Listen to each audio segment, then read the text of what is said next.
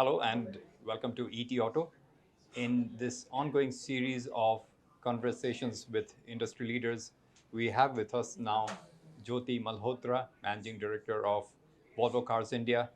Jyoti, thanks for sparing your time. My pleasure. Jyoti, from all the deliberations, discussions that are taking place in the SIAM and the ACMAN conventions, one common theme is sustainable future, sustainable mobility. And in that context, electric vehicles, the theme of electric vehicles, has the largest share, one would say. And when it comes to the luxury car segment, it seems that the appetite for EVs is relatively more in that segment. So could you draw the picture for us of how is the electric vehicle adoption trend progressing in the EV space, and particularly for Volvo, because if you are one of the few brands, if not the only one in India, to discontinue one ICE variant of a particular model and putting all the bet on the EV variant of the particular model. How is it paying off for you? So see, let's look at it in this way. There is a lot of discussion, as you said, about EVs, and the reason is that we believe very strongly, and I think the same voices are heard in these conferences as well, that I think future is going to be electric. In Indian context, let's understand in this way that today also the minister talked about this, that the reason that we need to go toward electric or sustainable mobility is that we want to cut down the import bill on fossil fuels, and we want to cut down the pollution, CO2.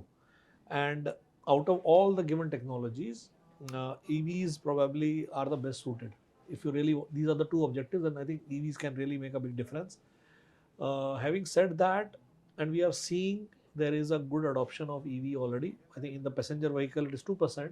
In the But volume segment, you mean? yeah, in the mass market, or if you look at the total car industry, everybody included. But if you then isolate a smaller luxury segment, the adoption is close to 8%, which is quite good. And if you talk about Volvo, within our own portfolio, we are close to 26-27% of the cars that we sell are already electric, with only two car offerings, XC40 Recharge and C40, which are going to be recrystallined as. And two EVs in a portfolio of how many models? Four cars. We have Okay. XC60, XC90, Yeah. and C40 and XC40. So 27% is already. But I think, and that is one way to look at it.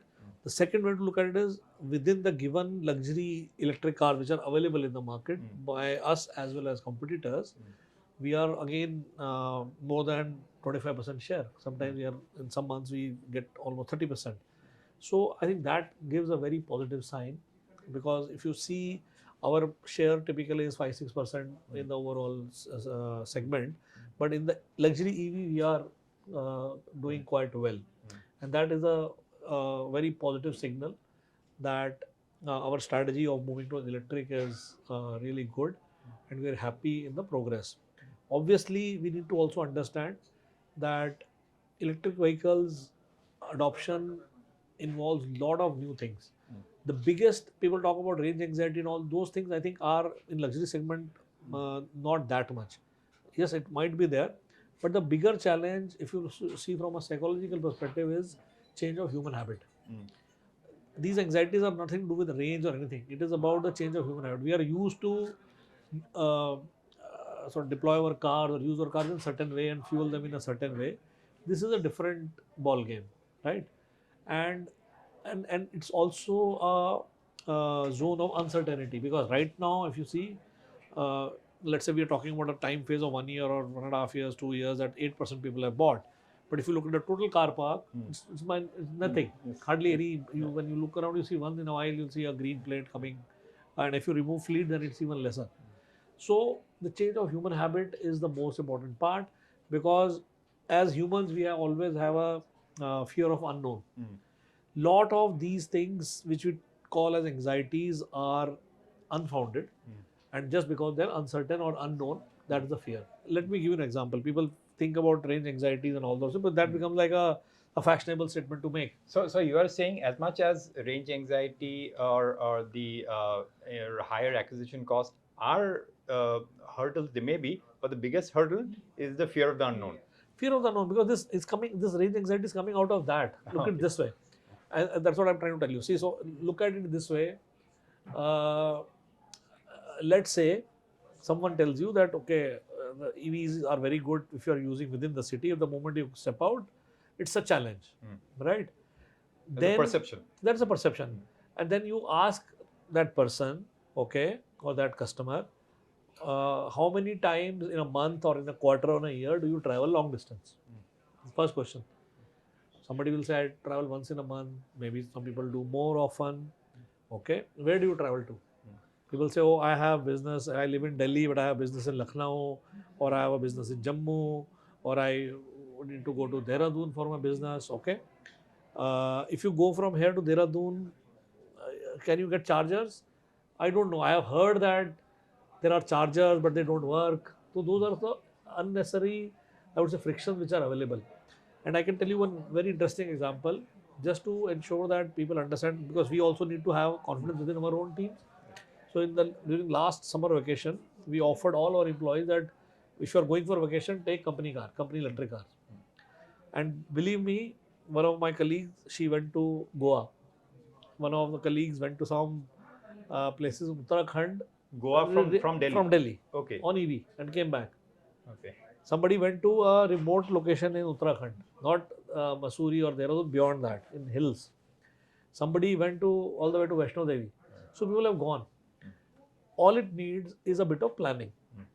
Unlike in a You don't in need a, to in find a out ice, how many petrol pumps in you ice come you across. can think, okay, I can, wherever I feel like I'll stay. Here you need to bit of a planning that okay, this is the time I will start, and let me plan in such a way. This is the place I need to have a break, and my break will be like 30 minutes. In 30 minutes there is a fast charger available, and I can go from this to this. That's good. Number one. Number two, especially in luxury segment, why the adoption is higher? Because range is higher. A luxury car gives you 500 kilometers range, typically, plus minus here and there, 500 kilometers. 500 kilometers, if you want to go from here to Chandigarh or from here to Ludhiana or from here to Dehradun, you can go in one charge. And then you can overnight charge and come back. So I think these are unfounded things. As more customers buy and the word spread, that will help in the adoption. Another angle because of this unknown is that I am a customer, I go forward, I almost decide in my mind. Obviously, you then talk to your friend circle or people around you. Nobody has that experience. And then there will be 8 people who will say, oh, just think about it, should we go, not go? So I think it is important that we should work on building confidence, building and overcoming these fears of unknown. I'm very happy to hear today during the conference, the managing director of Maruti, he spoke about that next year they will bring a EV, and as a market leader, they will ensure that there is a more education. And I think as an industry, if we can all talk in one voice, that EV is going to be uh, uh, future for mobility in India, I think it will solve a lot of problems. Therefore, are you thinking, you and your industry peers, are you thinking of any kind of, a kind of maybe, let's say, forming a consortium or some kind of a concerted efforts where your, collective effort? So I think those efforts in some ways are being made. Siam has a EV chapter also, and I think things are done. But the thing is, when it comes to the offering in the market, everybody is in a different space, Yes. right? The mix for every company may be different, or their strategic ambitions can be different. But uh, I think we have to all think as a country, and I think these are the two things which resonates always with me, that the reason that we need to move towards EV is one, to cut down our fuel bill. That is why it is important. Number two, we also need to ensure that the pollution levels come down. These two things are good enough to move to EV. Having said that, let me also tell you that India is such a big country and so much of diversity is there, and that diversity will reflect in the Indian um, powertrains as well. You will see it's a matter. So I think CNG will continue to work, ethanol fuel or biofuels will also continue to work, but EVs are still, I think, the best solution. And our segment is best suited for that, because people typically in our segment, people are multiple car owners.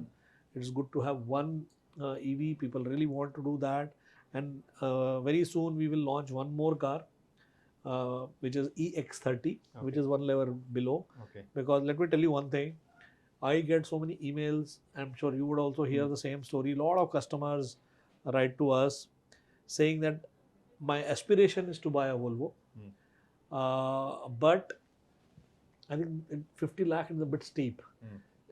Can there be a car which is below so I can start? I can also buy or use a Volvo. Volvos are known for being safe, from Scandinavian design, very nice. So people really have aspirations. So I think EX30 will fulfill that aspiration. So it will be a sub 50 lakh? Sub 50 lakhs. Okay. So I think this is a new segment which is not there in India. We want to enter there. And this is a self-driven, going to be mostly a self-driven car. And I think, and India is a young country. Our primary target is going to be double income, no kids, or double income couple with small kids or small families, where people like and love to drive themselves and mostly drive within the city. So there's a big chunk there, and we got this insight that if the car is in a range which is within their reach, they're happy to buy, and they want electric, they want a luxury car, and they want this price. So this combination we are going to offer. Would it be in the 40 to 45 bracket or 45? I think that will announce when the time comes. When do you plan to? I think early 2025. That will be your entry level for Volvo portfolio? Yes. So I think we are creating a new segment. It's already launched in Europe, and I think we are working on our plans for that. And I believe it is a very exciting segment because we were looking at if you really slice and dice the Indian industry, we sold 4.1 million last year, and out of it, if you look at 50 lakh plus, is hardly 45,000 odd cars. But you go one segment below, sub 50, maybe above, I don't know, I don't remember exactly, but maybe let's say 30 to 50 or 35 to 50, some number. In that range, suddenly there are 700,000 customers, 7 lakh customers. So that's a big chunk. And many of these customers really want to buy a luxury car, nothing is available. And there are premium cars, segment cars available. But I think we will, bring this in somewhere in that sweet spot. So you are looking, straddling that gap, right? Yeah, we believe there is a huge a young customer who is ready to buy. And I'll tell you another interesting thing, another insight we got. There are, and I think when I was doing my MBA, we studied about this segmentation. I'm really seeing that actually now crystallize in India. So one is dinks. When we were young, we never heard what is this dinks because we were used to in bigger households. But now we see those all around us. Double income, no kids, because now kids are anyway marrying very late. They don't want to have kids, or some of them have one kid with a small. So that segment is really evolved. The second segment, which I never understood when I was reading Kotler in those days, is what's called as empty nest. Maybe I am getting there, and I see a lot of my friend circle. One of my friends, he was owning XC90. Both of kids have now gone and settled abroad. So there are a couple left. So that's what empty nest is. So those, my friend is telling me, no, I don't want a smaller car which I can drive and enjoy. I don't want a driver because I want to have privacy with my wife. So that's another segment which we see, I think, would be very suitable for EX30. So I think these segments are there now in India, which were never there. Because people of that age group, I would say 55 plus, with I think good affordability, good life they have lived, their kids have settled, so they have nothing else but to enjoy their own life. So I think these segments have now evolved, and I think I am very sure, and they are also of this thought process, conscious, that they need to now give back to society. At least they want to leave a better planet for their kids, so better to use electric car. So those are the customers that we are going to, I think, offer a really good, exciting product in the EX30. And also talking about luxury market, it by all indications looks like this year will be a record year for the luxury market in terms of 50,000 plus. Could be, but I think, as I told you, I think my view is that first quarter was very good, and then I think since elections it's a bit plateaued. We are all very hopeful that the festive season really goes well. If it goes well, I think we should get there. What is the expectation for Volvo, the Volvo nameplate? My expectation is I want to maximize adoption of electric cars in India. Volvo is very keen that more and more customers come forward and buy electric cars. And for us, the metric is not the numbers or records. It's about, because we are as pioneers trying to create this new segment. So we want the more percentage within my portfolio to be electric, and in that process, if we gain share, nothing like. But the important thing is how many more EVs we can sell. And as I told you, I think we are in a situation where both uh, the share perspective as well as my portfolio perspective, I think that it's very healthy. I'm very, very happy with that. At 25-27% Yeah. EVs, Penetration luxury EVs. for us. Yeah. Now, in the luxury EV segment as well, what is your ranking among luxury EVs? I think BMW is number one. Between us, what the data we see in Vahan, I think we are number two, number three some months. So I think overall we and I think Mercedes are very close. We have only two cars. Mercedes has a few more cars than us. So we are very happy with where we are. So I think I'm sure it will only grow from here. And 2025 looks like, from what you're saying, with the introduction of the EX30, 2025 will be a kind of a milestone year for Volvo in India. Is that so? I think yes. From here on, I think we are. I think as a company, as an industry, I think we have come to a situation where I think this becomes now a foundation. From there, we have to now continue to build on. And I am very excited about how, when I look at all the data, in the conference, when you see there's so much of focus on India, and that focus is not uh, without figures. So you saw the number of roads which are being built. You saw the and minister talking about that automotive will now compete with aviation. These are all exciting signs, right? For auto industry, and also for luxury, because then people really want to travel in comfort. So luxury cars, I think, will boom. And also, even within the Volvo universe globally, India's ranking will also is set to kind of get a bump up. Currently, I mean, just a draw picture. Where does it stand? Right now, it's far. It's too small, because Too small. and that will be true for all our competitors also, because the thing is that when you are 1% of total industry, we are all together. We are all very small, right? But we are at a 1% penetration right now. I was looking at. Somebody was showed me a figure where they were, I think it's not ideal, but let's say there was a comparison between India and China. In which year China was at $2,500 per capita at income level, and we are just getting there. And from there on, when they went to 4,000, what was the car penetration? So there is a correlation.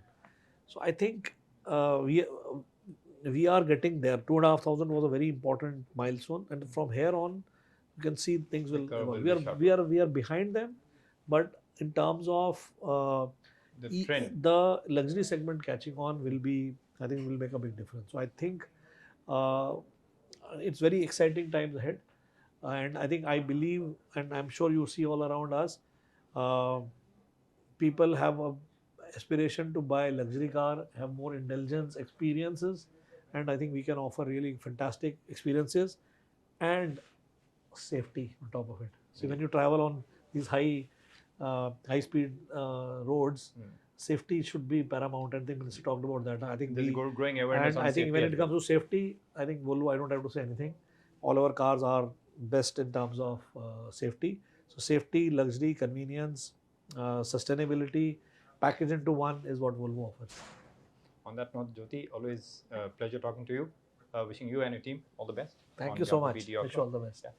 There you heard Jyoti Malhotra, Managing Director, Volvo Cars India, talking about the EV penetration trend in the luxury vehicle space, and how specifically for Volvo, next year will be very crucial, because they are going to launch a new vehicle which the company hopes to create a new segment, and with that tap a lot of untapped opportunities as a luxury car brand. So on that note, thank you for watching this interview. Take care. Goodbye.